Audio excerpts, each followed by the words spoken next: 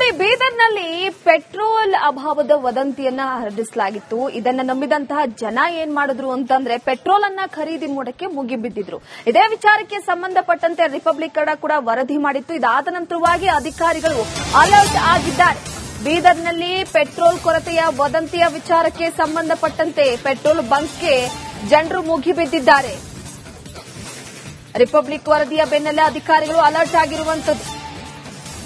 Petrol ಬಂಕ್ಗೆ ಆಹಾರ ಇಲಾಖೆಯ ಅಧಿಕಾರಿಗಳು ಭೇಟಿ ನೀಡಿದ್ದಾರೆ. ಉಪನಿರ್ದೇಶಕ ಪ್ರವೀಣ್ ಕುಮಾರ್ ಭೇಟಿ ನೀಡಿ ಪರಿಶೀಲನೆಯನ್ನ ನಡೆಸಿದ್ದಾರೆ. ಇದು ರಿಪಬ್ಲಿಕ್ ಕನ್ನಡದ ಬಿಗ್ ಇಂಪ್ಯಾಕ್ಟ್.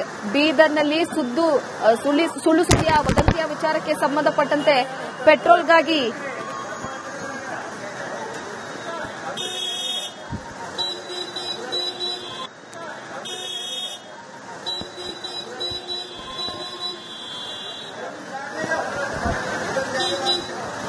ಸುಳ್ಳು ವದಂತಿ ಹಿನ್ನೆಲೆಯಲ್ಲಿ ಗಡಿ ಜಿಲ್ಲೆ ಬೀದರ್ನ ಹಲವು ಪೆಟ್ರೋಲ್ ಬಂಕ್ ಅಲ್ಲಿ ಜನ ಏನದಂದ್ರೆ ಪೆಟ್ರೋಲ್ ಡೀಸೆಲ್ಗಾಗಿ ಏನದಂದ್ರೆ ಪರದಾಟ ನಡೆಸ್ತಾ ಇದ್ದಾರೆ ಅಂತ ಹೇಳ್ಬಹುದು. ನಾವು ಬೀದರ್ನ ಅಂಬೇಡ್ಕರ್ ಚೌಕ್ ಹತ್ರ ಇದ್ದಂತ ಸಿಂಧೋಲ್ ಪೆಟ್ರೋಲ್ ಬಂಕ್ ಅಲ್ಲಿ ಹತ್ತಿರ ನೋಡಬಹುದು. ನೀವು ಬೆಳಿಗ್ಗೆಯಿಂದಲೇ ಸಾಕಷ್ಟು ಜನ ಕ್ಯೂ ಅಲ್ಲಿ ಪೆಟ್ರೋಲ್ ಎಲ್ಲ ಬರ್ತಾ ಇದ್ದಾರೆ ಅಂತ ಹೇಳ್ಬಹುದು.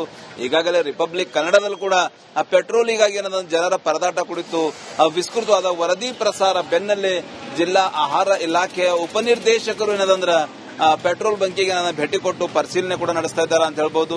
ಈಗಾಗಲೇ ಪೆಟ್ರೋಲ್ ಬಂಕಿನ ಮ್ಯಾನೇಜರ್ ಇರಬಹುದು, ಸಿಬ್ಬಂದಿಗಳಿರಬಹುದು, ಅವರಿಗೆ ಸೂಚನೆ ಕೂಡ ಕೊಟ್ಟಿದ್ದಾರೆ. ಯಾರು ಕೂಡ ಡಬ್ಬಿ ಇರ್ತದೆ, ಕ್ಯಾನ್ ಇರ್ತದೆ, ತಗೊಂಡು ಬಂದ್ರೆ ಪೆಟ್ರೋಲ್ ಕುಡಬಾರ್ದು ಅಂತ ಹೇಳ್ತಾ ಇದ್ದಾರೆ. ಹೀಗಾಗಿ ಜಿಲ್ಲೆಯಾದ್ಯಂತ ಸುಮಾರು 185 ಪೆಟ್ರೋಲ್ ಬಂಕ್ಗಳಿವೆ. ಸಾಕಷ್ಟು ಪೆಟ್ರೋಲ್ ಬಂಕ್ಗಳಲ್ಲಿ ಜನ ಏನದಂದ್ರೆ ಪ್ಯಾನಿಕ್ ಆಗಿ ಏನದಂದ್ರೆ ಸಾಕಷ್ಟು ಕ್ಯೂ ಅಲ್ಲಿ ನಿಂತು ಪೆಟ್ರೋಲ್ ತಗೋತಾ ಇದ್ದಾರೆ. ಇದು ನಿಜಕ್ಕೂ ಇರಾನ್ ಮತ್ತು ಇಸ್ರೇಲ್ ಅಮೆರಿಕ ಯುದ್ಧದ ಬಿಸಿ ಎಫೆಕ್ಟ್ ಇದೆಯಾ ಎಂಬುದು ಆತಂಕ ಜನರಲ್ ಸೃಷ್ಟಿಯಾಗಿದೆ ಅಂತ ಹೇಳ್ಬೋದು. ಸರ್, ನಿಜಕ್ಕೂ ಜನರಲ್ ಒಂದು ಆತಂಕ ಸೃಷ್ಟಿಯಾಗಿದೆ.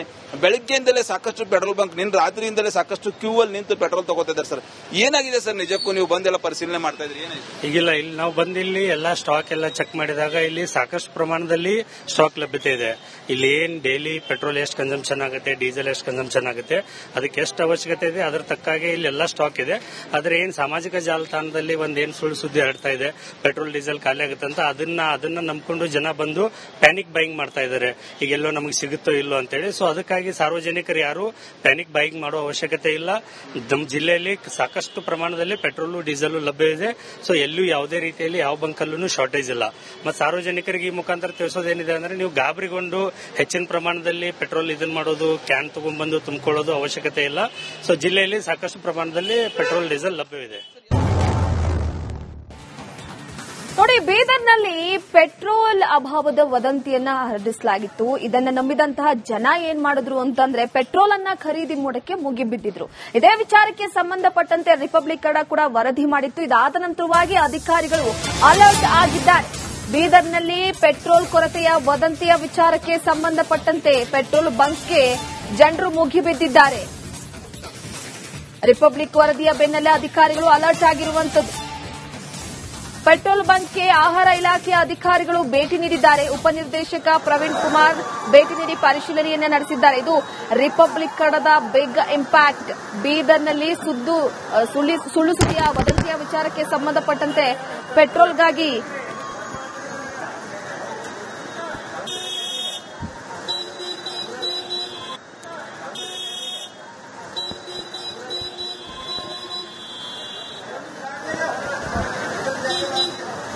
ಸುಳ್ಳು ವದಂತಿ ಹಿನ್ನೆಲೆಯಲ್ಲಿ ಗಡಿ ಜಿಲ್ಲೆ ಬೀದರ್ನ ಹಲವು ಪೆಟ್ರೋಲ್ ಬಂಕ್ ಅಲ್ಲಿ ಜನ ಏನದಂದ್ರೆ ಪೆಟ್ರೋಲ್ ಡೀಸೆಲ್ಗಾಗಿ ಏನದಂದ್ರೆ ಪರದಾಟ ನಡೆಸ್ತಾ ಇದ್ದಾರೆ ಅಂತ ಹೇಳ್ಬಹುದು. ನಾವು ಬೀದರ್ನ ಅಂಬೇಡ್ಕರ್ ಚೌಕ್ ಹತ್ರ ಇದ್ದಂತ ಸಿಂಧೋಲ್ ಪೆಟ್ರೋಲ್ ಬಂಕ್ ಅಲ್ಲಿ ಹತ್ತಿರ ನೋಡಬಹುದು. ನೀವು ಬೆಳಿಗ್ಗೆಯಿಂದಲೇ ಸಾಕಷ್ಟು ಜನ ಕ್ಯೂ ಅಲ್ಲಿ ಪೆಟ್ರೋಲ್ ಎಲ್ಲ ಬರ್ತಾ ಇದ್ದಾರೆ ಅಂತ ಹೇಳ್ಬಹುದು.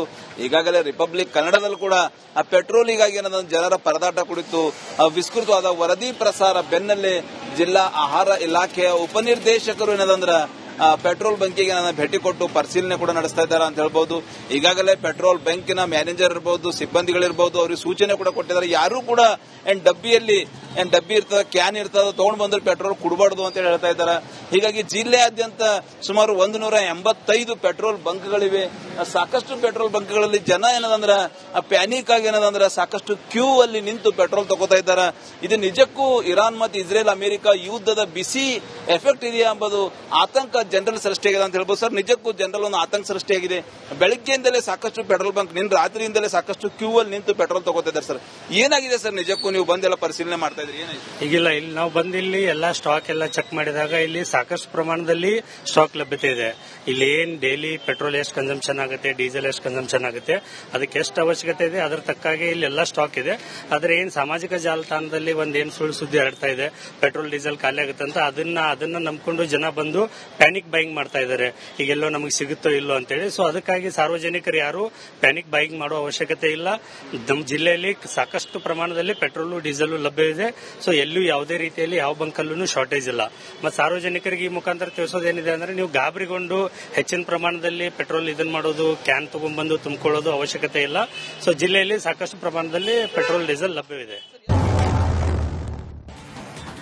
ನೋಡಿ, ಬೀದರ್ನಲ್ಲಿ ಪೆಟ್ರೋಲ್ ಅಭಾವದ ವದಂತಿಯನ್ನ ಹರಡಿಸಲಾಗಿತ್ತು. ಇದನ್ನ ನಂಬಿದಂತಹ ಜನ ಏನ್ ಮಾಡಿದ್ರು ಅಂತಂದ್ರೆ ಪೆಟ್ರೋಲ್ ಅನ್ನ ಖರೀದಿ ಮಾಡೋಕೆ ಮುಗಿಬಿದ್ದಿದ್ರು. ಇದೇ ವಿಚಾರಕ್ಕೆ ಸಂಬಂಧಪಟ್ಟಂತೆ ರಿಪಬ್ಲಿಕ್ ಕೂಡ ವರದಿ ಮಾಡಿತ್ತು. ಇದಾದ ನಂತರವಾಗಿ ಅಧಿಕಾರಿಗಳು ಅಲರ್ಟ್ ಆಗಿದ್ದಾರೆ.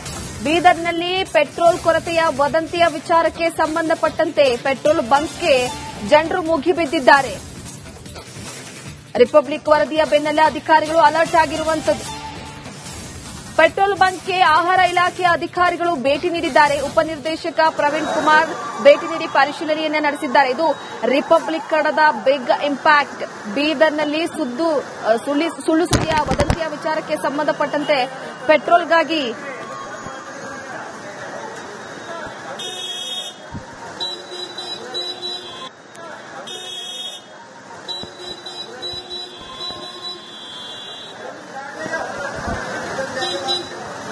ಸುಳ್ಳು ವದಂತಿ ಹಿನ್ನೆಲೆಯಲ್ಲಿ ಗಡಿ ಜಿಲ್ಲೆ ಬೀದರ್ನ ಹಲವು ಪೆಟ್ರೋಲ್ ಬಂಕ್ ಅಲ್ಲಿ ಜನ ಏನದಂದ್ರೆ ಪೆಟ್ರೋಲ್ ಡೀಸೆಲ್ಗಾಗಿ ಏನದಂದ್ರೆ ಪರದಾಟ ನಡೆಸ್ತಾ ಇದ್ದಾರೆ ಅಂತ ಹೇಳ್ಬಹುದು. ನಾವು ಬೀದರ್ನ ಅಂಬೇಡ್ಕರ್ ಚೌಕ್ ಹತ್ರ ಇದ್ದಂತ ಆ ಸಿಂಧೋಲ್ ಪೆಟ್ರೋಲ್ ಬಂಕ್ ಅಲ್ಲಿ ಹತ್ತಿರ ಇದೀವಿ ನೋಡಬಹುದು. ನೀವು ಬೆಳಿಗ್ಗೆಯಿಂದಲೇ ಸಾಕಷ್ಟು ಜನ ಆ ಕ್ಯೂ ಅಲ್ಲಿ ಪೆಟ್ರೋಲ್ ಎಲ್ಲ ಬರ್ತಾ ಇದ್ದಾರೆ ಅಂತ ಹೇಳ್ಬಹುದು. ಈಗಾಗಲೇ ರಿಪಬ್ಲಿಕ್ ಕನ್ನಡದಲ್ಲೂ ಕೂಡ ಆ ಪೆಟ್ರೋಲಿಗಾಗಿ ಏನದಂದ್ರೆ ಜನರ ಪರದಾಟ ಕುರಿತು ವಿಸ್ತೃತವಾದ ವರದಿ ಪ್ರಸಾರ ಬೆನ್ನಲ್ಲೇ ಜಿಲ್ಲಾ ಆಹಾರ ಇಲಾಖೆಯ ಉಪನಿರ್ದೇಶಕರು ಏನದಂದ್ರೆ ಪೆಟ್ರೋಲ್ ಬಂಕಿಗೆ ಭೇಟಿ ಕೊಟ್ಟು ಪರಿಶೀಲನೆ ಕೂಡ ನಡೆಸ್ತಾ ಇದ್ದಾರೆ ಅಂತ ಹೇಳ್ಬಹುದು. ಈಗಾಗಲೇ ಪೆಟ್ರೋಲ್ ಬಂಕಿನ ಮ್ಯಾನೇಜರ್ ಇರಬಹುದು, ಸಿಬ್ಬಂದಿಗಳಿರಬಹುದು, ಅವರಿಗೆ ಸೂಚನೆ ಕೂಡ ಕೊಟ್ಟಿದ್ದಾರೆ. ಯಾರು ಕೂಡ ಡಬ್ಬಿ ಇರ್ತದ, ಕ್ಯಾನ್ ಇರ್ತದ, ತಗೊಂಡ್ ಬಂದ್ರೆ ಪೆಟ್ರೋಲ್ ಕುಡಬಾರ್ದು ಅಂತ ಹೇಳ್ತಾ ಇದ್ದಾರೆ. ಹೀಗಾಗಿ ಜಿಲ್ಲೆಯಾದ್ಯಂತ ಸುಮಾರು 185 ಪೆಟ್ರೋಲ್ ಬಂಕ್ಗಳಿವೆ. ಸಾಕಷ್ಟು ಪೆಟ್ರೋಲ್ ಬಂಕ್ಗಳಲ್ಲಿ ಜನ ಏನದಂದ್ರ ಪ್ಯಾನಿಕ್ ಆಗಿ ಏನದಂದ್ರ ಸಾಕಷ್ಟು ಕ್ಯೂ ಅಲ್ಲಿ ನಿಂತು ಪೆಟ್ರೋಲ್ ತಗೋತಾ ಇದ್ದಾರೆ. ಇದು ನಿಜಕ್ಕೂ ಇರಾನ್ ಮತ್ತು ಇಸ್ರೇಲ್ ಅಮೆರಿಕ ಯುದ್ಧದ ಬಿಸಿ ಎಫೆಕ್ಟ್ ಇದೆಯಾ ಎಂಬುದು ಆತಂಕ ಜನರಲ್ ಸೃಷ್ಟಿಯಾಗಿದೆ ಅಂತ ಹೇಳ್ಬೋದು ಸರ್. ನಿಜಕ್ಕೂ ಜನರಲ್ ಒಂದು ಆತಂಕ ಸೃಷ್ಟಿಯಾಗಿದೆ. ಬೆಳಗ್ಗೆಯಿಂದಲೇ ಸಾಕಷ್ಟು ಪೆಟ್ರೋಲ್ ಬಂಕ್ ರಾತ್ರಿಯಿಂದಲೇ ಸಾಕಷ್ಟು ಕ್ಯೂ ಅಲ್ಲಿ ನಿಂತು ಪೆಟ್ರೋಲ್ ತಗೋತಾ ಇದ್ದಾರೆ ಸರ್. ಏನಾಗಿದೆ ಸರ್ ನಿಜಕ್ಕೂ ನೀವು ಬಂದೆಲ್ಲ ಪರಿಶೀಲನೆ ಮಾಡ್ತಾ ಇದ್ರಿ? ಏನಾಗಿದೆ? ಈಗಿಲ್ಲ, ಇಲ್ಲಿ ನಾವು ಬಂದಿಲ್ಲಿ ಎಲ್ಲಾ ಸ್ಟಾಕ್ ಎಲ್ಲ ಚೆಕ್ ಮಾಡಿದಾಗ ಇಲ್ಲಿ ಸಾಕಷ್ಟು ಪ್ರಮಾಣದಲ್ಲಿ ಸ್ಟಾಕ್ ಲಭ್ಯತೆ ಇದೆ. ಇಲ್ಲಿ ಏನ್ ಡೈಲಿ ಪೆಟ್ರೋಲ್ ಎಷ್ಟು ಕನ್ಸಂಪ್ಷನ್ ಆಗುತ್ತೆ, ಡೀಸೆಲ್ ಎಷ್ಟು ಕನ್ಸಂಪ್ಷನ್ ಆಗುತ್ತೆ, ಅದಕ್ಕೆ ಎಷ್ಟು ಅವಶ್ಯಕತೆ ಇದೆ ಅದರ ತಕ್ಕಾಗಿ ಇಲ್ಲಿ ಎಲ್ಲ ಸ್ಟಾಕ್ ಇದೆ. ಆದ್ರೆ ಏನ್ ಸಾಮಾಜಿಕ ಜಾಲತಾಣದಲ್ಲಿ ಒಂದೇನ್ ಸುಳ್ಳು ಸುದ್ದಿ ಹರಡ್ತಾ ಇದೆ, ಪೆಟ್ರೋಲ್ ಡೀಸೆಲ್ ಖಾಲಿ ಆಗುತ್ತೆ ಅಂತ, ಅದನ್ನ ನಂಬ್ಕೊಂಡು ಜನ ಬಂದು ಪ್ಯಾನಿಕ್ ಬೈಯಿಂಗ್ ಮಾಡ್ತಾ ಇದ್ದಾರೆ. ಈಗೆಲ್ಲೋ ನಮಗೆ ಸಿಗುತ್ತೋ ಇಲ್ಲೋ ಅಂತೇಳಿ. ಸೊ ಅದಕ್ಕಾಗಿ ಸಾರ್ವಜನಿಕರು ಯಾರು ಪ್ಯಾನಿಕ್ ಬೈಯಿಂಗ್ ಮಾಡೋ ಅವಶ್ಯಕತೆ ಇಲ್ಲ. ನಮ್ಮ ಜಿಲ್ಲೆಯಲ್ಲಿ ಸಾಕಷ್ಟು ಪ್ರಮಾಣದಲ್ಲಿ ಪೆಟ್ರೋಲ್ ಡೀಸೆಲ್ ಲಭ್ಯವಿದೆ. ಸೊ ಎಲ್ಲೂ ಯಾವುದೇ ರೀತಿಯಲ್ಲಿ ಯಾವ ಬಂಕಲ್ಲೂ ಶಾರ್ಟೇಜ್ ಇಲ್ಲ. ಮತ್ತೆ ಸಾರ್ವಜನಿಕರಿಗೆ ಈ ಮುಖಾಂತರ ತಿಳಿಸೋದೇನಿದೆ ಅಂದ್ರೆ, ನೀವು ಗಾಬರಿಗೊಂಡು ಹೆಚ್ಚಿನ ಪ್ರಮಾಣದಲ್ಲಿ ಪೆಟ್ರೋಲ್ ಇದನ್ನ ಮಾಡೋದು, ಕ್ಯಾನ್ ತಗೊಂಡ್ಬಂದು ತುಂಬಿಕೊಳ್ಳೋದು ಅವಶ್ಯಕತೆ ಇಲ್ಲ. ಸೊ ಜಿಲ್ಲೆಯಲ್ಲಿ ಸಾಕಷ್ಟು ಪ್ರಮಾಣದಲ್ಲಿ ಪೆಟ್ರೋಲ್ ಡೀಸೆಲ್ ಲಭ್ಯವಿದೆ.